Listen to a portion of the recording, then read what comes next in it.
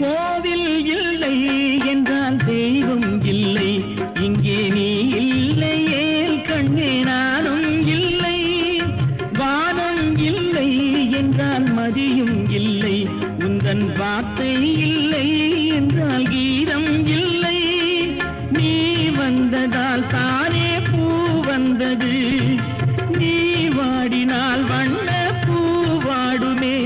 என் ராஜாத்தி கண்ணே கலங்காதிரு, எந்தன் பொன் வண்ணமே அன்பு பூ வண்ணமே.